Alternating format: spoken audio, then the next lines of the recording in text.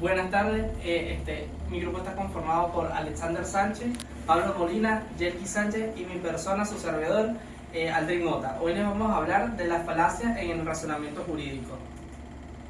¿Qué es una falacia? Una falacia es un argumento que parece válido, pero que tiene un error lógico dentro de su fundamento y su contexto, de su contenido.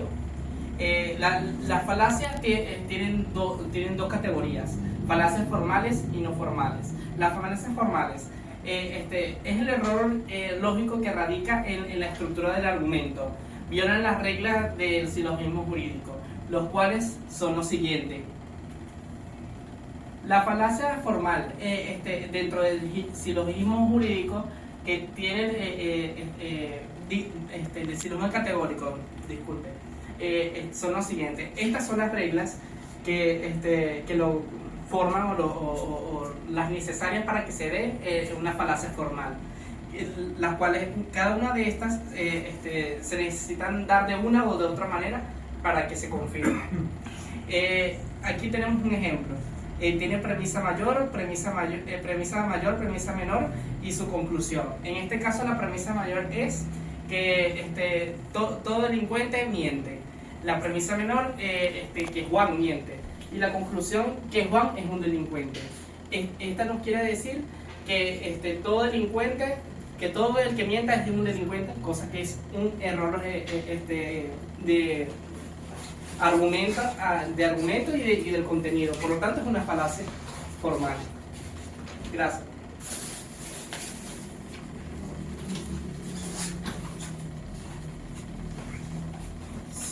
En una secuencia de ideas, seguimos con las falacias no formales.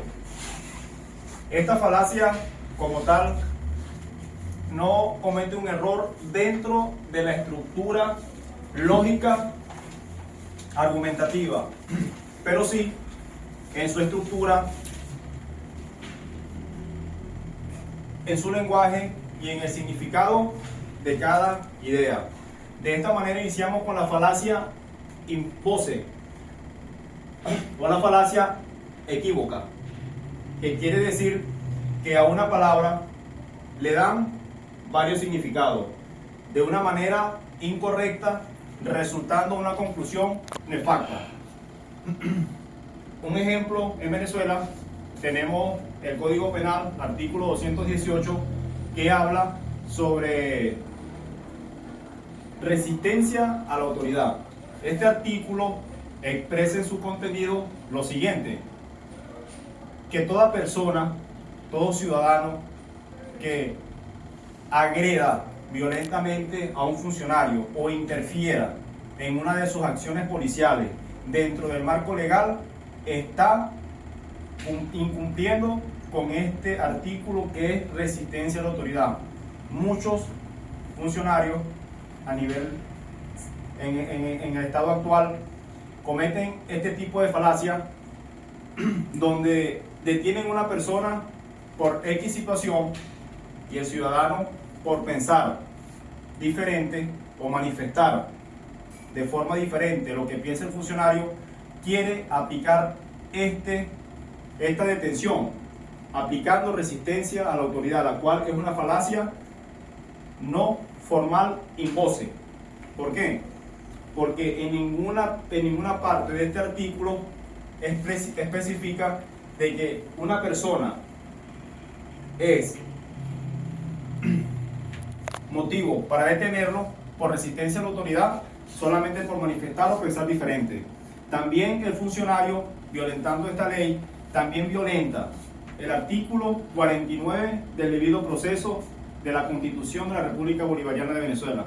Es muy importante destacar el significado correcto que le debemos dar a cada palabra, no a nuestra conveniencia o no a la conveniencia de otra persona, sino aplicado y fundamentado en la ley. Bueno, muchas gracias. Analizaremos la segunda falacia no formal, ad hominem. Ad hominem, que quiere decir en latín contra el hombre o contra la persona. Esta falacia no formal, ad hominem, ella es INRE, ¿sí? Se clasifica en INRE y ella tiene 3 variantes principales, ¿sí? La primera variante principal de la falacia no formal ad hominem es que es una falacia abusiva porque pretende insultar o denigrar y atacar directamente a la persona. También en esa falacia no formal ad hominem tenemos la variante circunstancial, que de acuerdo al lenguaje o de acuerdo al principio que se está atacando a la persona, ¿verdad?, se considera el argumento como inválido, ¿sí? Y la tercera variante principal es la tuocotu, que es válido para ti mismo o para mí mismo. En ella se dan opiniones, ¿verdad?, y se ataca el argumento de otra manera sin razonamiento jurídico, ¿sí?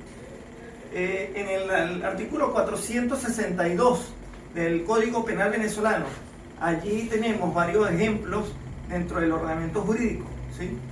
Tenemos un ejemplo de un juicio oral y público en donde tenemos el caso de una estafa y hacemos la atención a ese artículo de ese Código Penal, en donde la defensa técnica, ¿verdad?, como cosa jugada, pues está defendiendo a esta persona y la fiscalía ataca a esta defensa, valga la redundancia, por las habilidades de esa persona, por los intereses de esa persona o por la relación que tenga con el acusado, ¿sí? Entonces vemos que es un vicio en el lenguaje argumentativo, es la estrategia argumentativa misma, la falacia no formal ad hominem, porque en ella estamos totalmente de acuerdo que estamos atacando a esa persona, mas sin embargo no razonamos jurídicamente el argumento, solamente atacamos al hombre, ¿verdad? Aquí tenemos un caso hipotético en donde un proceso civil, un juez desestima la pericia contable y alegatos y carece la experiencia suficiente sin analizar el contenido del informe y vulnera el 507 del Código Penal, el Código de Procedimiento Civil, donde el juez debe apreciar la prueba según las reglas de la sana crítica, ¿sí? Entonces, esa falacia no formal ad hominem, recordemos que entonces va a tocar siempre a la persona.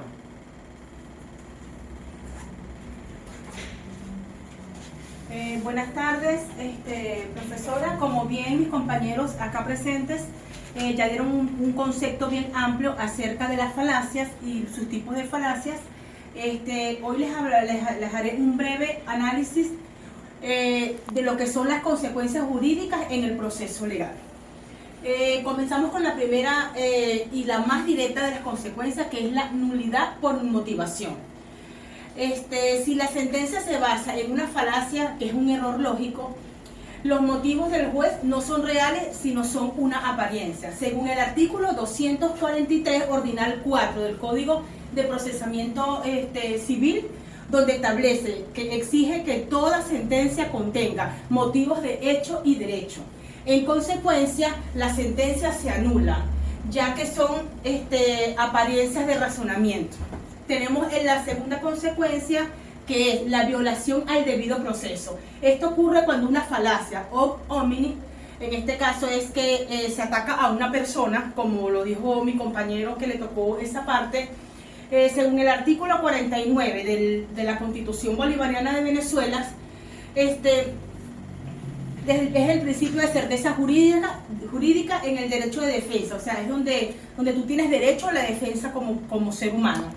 En consecuencia, se contamina el juicio y se puede denunciar ante la sala del TSJ y mediante un amparo. Tenemos la tercera y última consecuencia, que es el falso supuesto de derecho, que ocurre cuando el juez aplica una falacia de equívoco, es decir, le da varias terminologías a una palabra legal.